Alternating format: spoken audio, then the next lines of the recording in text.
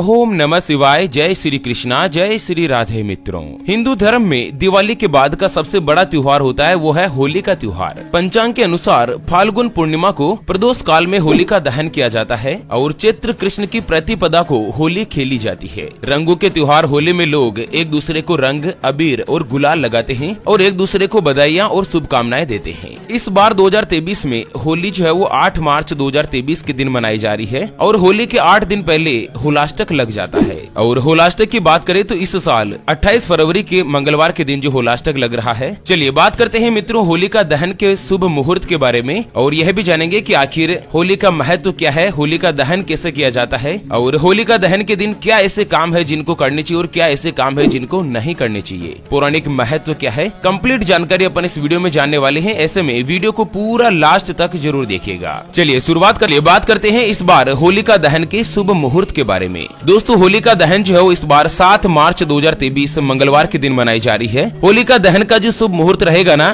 शाम को 6:09 तक रहेगा और इस साल होली का दहन 7 मार्च मंगलवार के दिन पड़ रहा है। दोस्तों होली जो है ना वो इस बार होली का दहन के अगले दिन मनाई जाएगी। ऐसे में इस साल होली का त्योहार तो 8 मार्च बुधवार के दिन मनाया जाएगा, जबकि होली का दहन जो है ना वो 7 मार्च के दिन ही किया जाएगा। चलिए बात करते हैं होली के महत्व के बारे में कि आखिर होली का त्योहार क्यों मनाया जाता है। दोस्तों फाल्गुन महीने के पूर्णिमा को बुराई पर अच्छाई की जीत को याद करते हुए होली का दहन किया जाता है। पौराणिक कथा के अनुसार असुर राज हिरण्यकश्यप का पुत्र प्रहलाद भगवान विष्णु का परम भक्त था, लेकिन यह बात हिरण्यकश्यप को बिल्कुल भी अच्छी नहीं लगती थी। बालक प्रहलाद को भगवान की भक्ति से विमुख करने का कार्य उसने अपनी बहन होलिका को सौंपा था।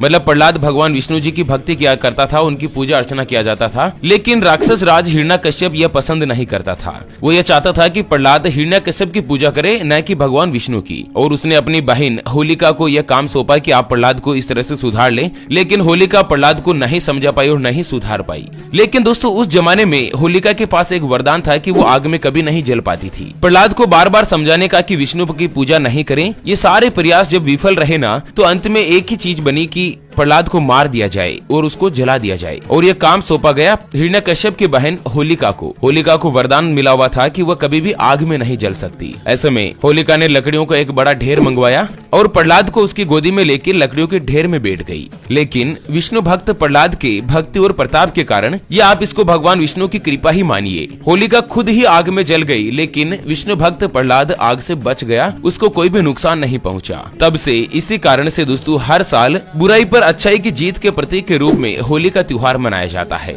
चलिए जानते हैं मित्रों कि आखिर होली का दहन किस तरह से किया जाता है, होली का दहन करने की विधि क्या है, पूरी जानकारी अपन समझते हैं। उससे पहले आपको एक महत्वपूर्ण बात बताना चाहूंगा कि जिंदगी में आप कई ऐसे लोगों से मिले होंगे जो बहुत ही ज्यादा मेहनत करते हैं, तो वहीं कुछ लोग ऐसे भी होते हैं जो बहुत कम मेहनत करने के बाद भी बहुत ही आगे तक पहुँच जाते हैं। वहीं आप जिंदगी में कुछ ऐसे लोगों से भी मिले होंगे जो लगातार मेहनत करने के बाद भी वो हासिल नहीं कर पाते जिनके वो हकदार होते हैं, यानी कि पूरी उम्र मेहनत करने के बाद भी उनका जीवन हमेशा गरीबी में ही निकल जाता है। मित्रों ये ग्रहों का खेल नहीं तो और क्या है, और इसी के समाधान के लिए हम आप तक लेकर आए हैं आपके अपने जीवन के बारे में व्यक्तिगत यानी कि पर्सनलाइज्ड कुंडली, जिससे आप घर बैठे ये पता लगा सकेंगे कि आपके नवग्रह आपके बारे में क्या कहना चाहते हैं। क्या आपकी कुंडली यानी कि किस्मत में कोई दोष तो नहीं, अगर दोष है तो वो क्या है और उसका समाधान क्या है, उसके बारे में कंप्लीट जानकारी हम आपको कुंडली रिपोर्ट में बताने जा रहे हैं, जिसको अभी जो आप ये स्क्रीन पर नंबर देख पा रहे हैं उसके ऊपर व्हाट्सएप पर संपर्क करके आप हमारे ज्योतिष आचार्य गुरुजी से बात कर सकते हैं और अपने भविष्य की कुंडली के बारे में जान सकते हैं। और हाँ मित्रों, कुंडली बनवाना या कुंडली देखना फ्री नहीं रहता है, इसके लिए 251 रुपए की दक्षिणा देनी होगी।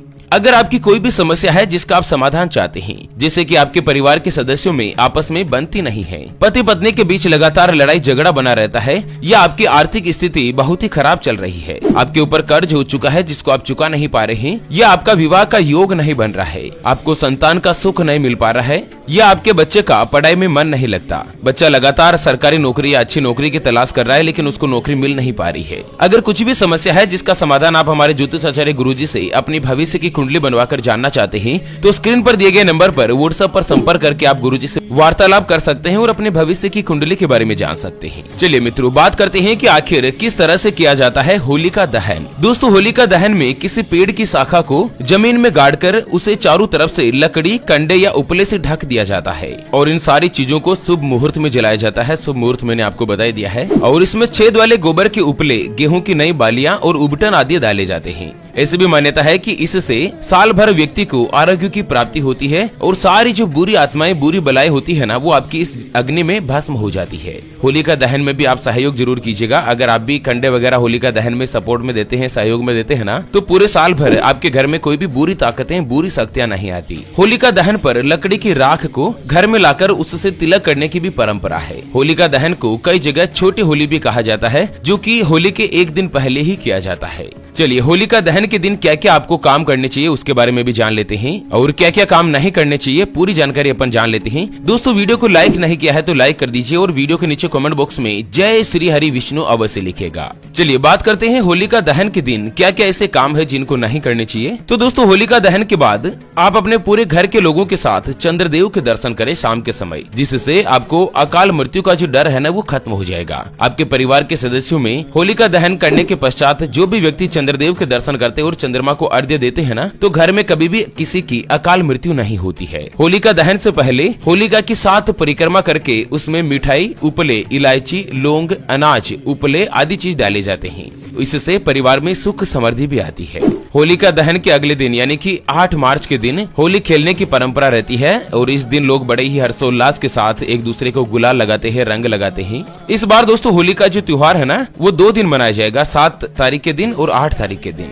चलिए जानते हैं कि होलिका दहन के बाद आखिर ऐसी कौन कौन सी भाग्यशाली राशियां हैं जिनकी किस्मत भगवान विष्णु जी की कृपा से एकदम से चमकने जा रही है, उनकी किस्मत भाग्यशाली बनने जा रही है। तो सबसे पहले नंबर पर जो भाग्यशाली राशि आती है ना, वो होगी मित्रों सिंह राशि। जी हाँ, फाल्गुन महीने में सिंह राशि वालों का भाग्य उदय होगा। भाग्यवश आपके कुछ काम भी बनेंगे और जीवन साथी का आपको भरपूर सहयोग मिलेगा।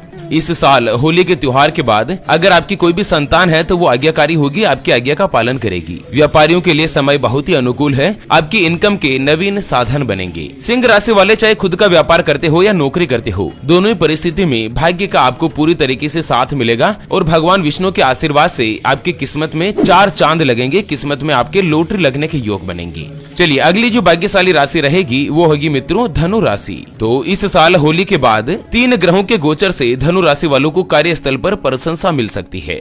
आपके उच्च अधिकारियों के साथ आपका सहयोग बनेगा और आपके कार्य की प्रशंसा की जाएगी। ऑफिस में आपको नई जिम्मेदारियां मिलने की संभावना है, मान सम्मान में बढ़ोतरी होगी। हालांकि काम के बोझ के कारण आपको मानसिक तनाव भी हो सकता है और आपकी इनकम में भी बढ़ोतरी होगी। इस साल 2023 में आपकी तनख्वाह में प्रमोशन होगा और अगर आप किसी अच्छी नौकरी की तलाश कर रहे हैं ना, तो इस साल 2023 में आपकी यह तलाश पूरी हो सकती है। चलिए अगली जो भाग्यशाली राशि की बात करें तो वो आती है मित्रों मिथुन राशि। जी हाँ, मिथुन राशि वालों को होली के बाद इस साल धन लाभ होने के प्रबल योग बन रहे हैं। आपके परिवार में कोई भी शुभ कार्य हो सकता है। कार्यस्थल पर आपको उच्च अधिकारियों का सहयोग मिलेगा। उत्साह से आप भरपूर बने रहेंगे, आपका आत्मविश्वास बढ़ेगा, कॉन्फिडेंस इंक्रीज होगा।